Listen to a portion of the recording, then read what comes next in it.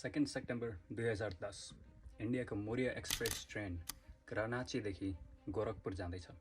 साथमा प्यासेन्जरको सँगसँगै इन्डियन आर्मीको 7th बटालियन 8th गोर्खा राइफलको सिपाही विष्णु श्रेष्ठ पनि हुनुहुन्छ। आफ्नो रिटायरमेन्ट थापेर एउटा नागरिक जीवन बिताउनको लागि घर गइरहेका विष्णु फेरि जनताको लागि लड्नुपर्छ।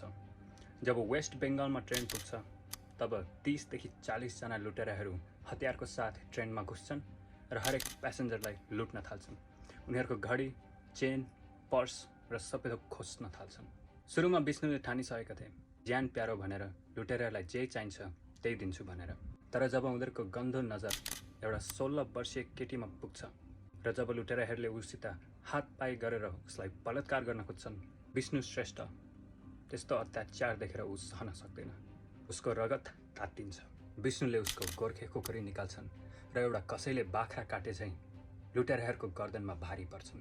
एकदेखि एक गर्दै विष्णुले 3टा लुटेरालाई मार्नमा सफल हुन्छन्। त्यसमाथि 8वटालाई सबियरले घाइते बनाउन सक्छन्। आक्रमणमा विष्णुको एउटा हातमा चोट लाग्छ, तर पनि क्रोधले भरिएको विष्णु एक हातमा खुकुरी लिएर जय महाकाली आयो गोर्खाली भन्दै शत्रुमाथि अझै नै भारी पर्छन्।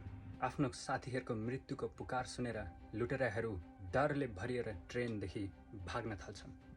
जब ट्रेन आफ्नो नेक्स्ट स्टपमा पुग्छ तब विष्णुलाई मेडिकल ट्रिटमेन्टको लागि हेरिन्छन्। आक्रमणमा विष्णुको देब्रे हातमा चोट लाग्छ, तर त्योदेखि बाहेक विष्णुलाई केही हुँदैन।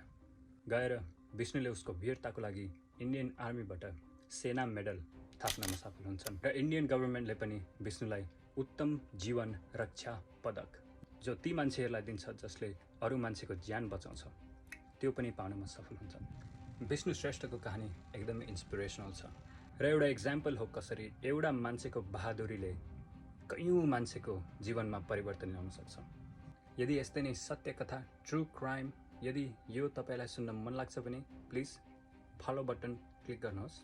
म यहाँनिर दिनैपछि अपलोड गर्न खोज्नेछु। तर आजको लागि यति नै। हवस् त।